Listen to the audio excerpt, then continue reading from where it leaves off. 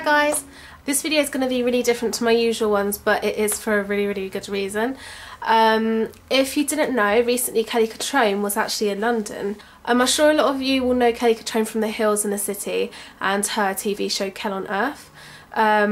She's like well known for being very straight talking, like no bullshit, and very like you know, she's very down to earth and tells it how it is and tells you her opinion, which I actually love because so many things nowadays are sugar coated that it's really refreshing to see someone like that on telly.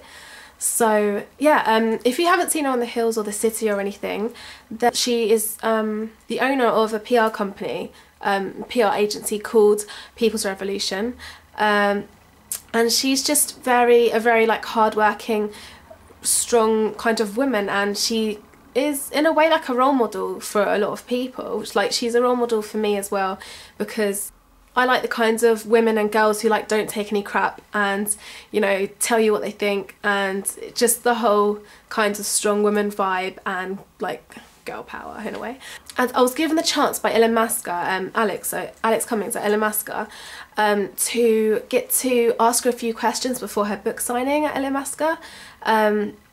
And it was at the Illamasqua store, which is like at the end of Carnaby Street on Beak Street. If you don't know where it is, go and check it out if you haven't seen it, because the store's amazing. And so I got like 5–10 minutes with her to ask her a few questions before she went to her next interview. And it was so amazing. And so I've got some footage for you guys, because as I got that opportunity I wanted to share it with all of you guys as well, and I thought you guys would really like it as well. So when I knew that I was going to get the opportunity to interview her, I instantly started thinking of questions, like good questions, maybe different kind of questions, but ones that might benefit some of you guys as well. So I asked her some questions about the fashion industry, beauty industry, about like her personally, kind of what she thinks of certain things, and you'll see in the video anyway. It was such a good experience, but I was so nervous before meeting her, because on telly I find her to be quite, like, I listen to everything she says, but at the same time I find her as if she'd be quite intimidating, but in person she was so nice. Like, she wasn't like how you think, you know, maybe how some of you would think she is. Like, she's very down to earth, she's very, like, she's got a good sense of humour, but then she answered all my questions like really truthfully, and she really thought about what she was gonna, you know, say to help anyone that was listening, really. So I made my way up to London and I went to interview Kelly Cutrone, so here's the footage.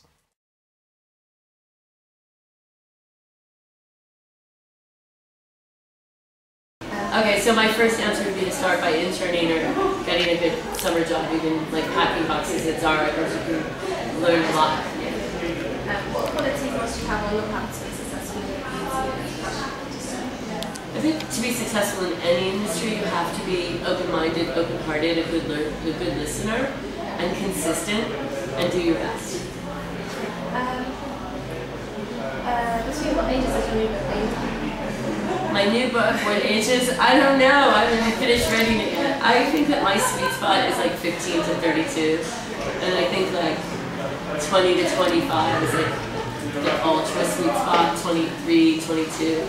But you know, my last book signing, there were like 11-year-old girls there, and like usually I used to talk about things a little more rough. But then I was like, how are you here? And she's like, I just watched you on TV. I was like, oh god, they're coming in 11. I just decided that she was advanced and I would continue with the talk as planned. What is one thing that most people want to say?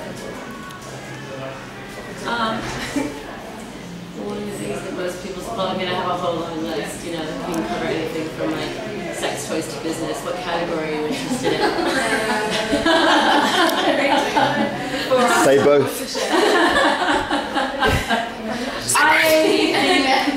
I think it's safe to say that one of the things I'm discovering and trying to fill a void in is that I think that young people, men and women, straight or gay, are left in the dark from 17 to like 26. So there's like, you know, tween stuff like Twilight, and there's kids books like, you know, potty books and Dr. Seuss and all this stuff, and all of a sudden like you're 17, 18, and you're supposed to go right into like what older women, like the Garden of Good and Evil, and it just doesn't make sense. And then it's the same thing, it's like, you know, you need to wear a trainee bra, and like make sure you wear condoms, and you need to go on birth control pill, and then there's like no celebration of sexuality. There's no talk about oral sex or anal dilators or breast clamps or, you know, I don't know, anything that you would want to, any type of thing other than like a missionary position, or how to have like an extended love weekend with somebody that you care about that's respectful and celebrates the ritual of your love.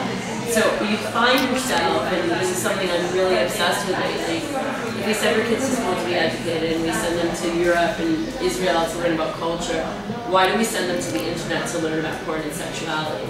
And why isn't there a space that's carved? And that's why I think my book was so successful. I think that my book really hit that spot. And like Candace Bushnell did it in Sex and the City, but it was fiction. And so that's what I think happened. And I'm not that smart. I always say that I'm not that smart, but I really didn't know that I was actually writing a book for, you know, as an older person. Like Lauren's book talks to guys, you know, or Whitney's book that's coming out will talk about being a young girl going through those experiences. But someone who's kind of old enough to be a mom, who's a little more fun, and something more like a twisted sister. So, even the shoes are very twisted sister. Yeah. Oh, my beauty tips to shop at Illamasqua. That's my beauty tip for people.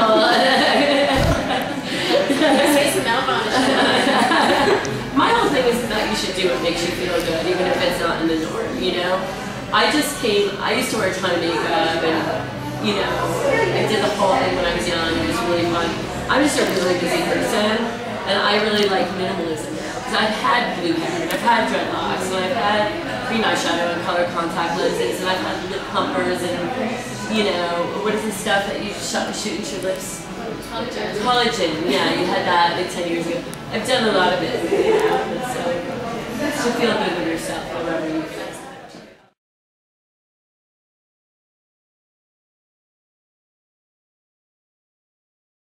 How do we support the online? Well, I do interviews when I'm supposed to go meet the owner of Fox Television in England. Thank you. The young kids have beauty blogs and show up late for the president of a television network. And we deal with the internet all the time, you know, from Copenhagen to, we can go online and look, but we're very, I mean, I think I'm the 5th most followed and communicative publicist in PR, according to Twitter. 5. I'm the only real one in fashion.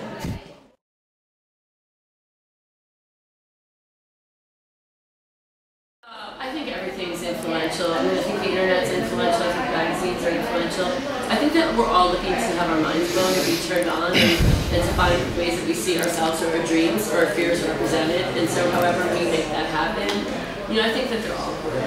I mean, books are a lot of work for very little money. That's what I have to say about books. I'm happy that humanity still prints books. If you knew how much work goes into making a book, and, you know, it's a lot. So I think they'll all come together in new ways, and they'll all be changing. I think the internet will be more like magazines as we used to know them. Magazines will become more like special edition, collector. Everything will be more special, you know. And then papers will be more representative regionally of the areas that they represent instead of on point nationally. I think. Last one. Okay. What is one of your favorite products? My favorite, well, you know, black eyeliner. And, you know, goth foundation. Cool. Thanks. I really like your nail polish, even though I don't have it on today. So I hope you liked that footage. I hope some of it helped you, or I hope you just found it really interesting or funny or interesting. Did I just say that? Yeah. So yeah, it was just such a great experience. I want to say thank you so much for Kelly Cutrone. Thank you so much to Alex Cummings for making it all possible, and everyone at Illamasqua. Everyone was so nice when I went to the store. I wasn't nervous. I mean, I was nervous before, but when I got there I was not nervous at all. I was just like excited to make it happen, or to be part of it. And I couldn't actually make it to the book sign-in, which sucked, but apparently it went really well. There was queues like out the door, around the corner of the street and everything, and there was all kinds of people there, and the Hills fans, City fans, Illamasqua fans, just all kinds of people, like fashionistas, everyone. And it just sounds wicked, and it looked like it went really well, so I'm really glad that it went really well. Yeah, I just want to say a big thank you because I know she was in a rush and I got to ask her my questions. You can see in the video that I kept nodding and nodding. I do that when someone's talking to me, and sometimes I look back and I'm like, how much was I nodding? It was just such a great experience. It was absolutely amazing. It's like one of those one in a lifetime kind of opportunities, and I just hope I've done a good job, and I hope you guys liked the footage. If you want to ask me anything, leave it down below.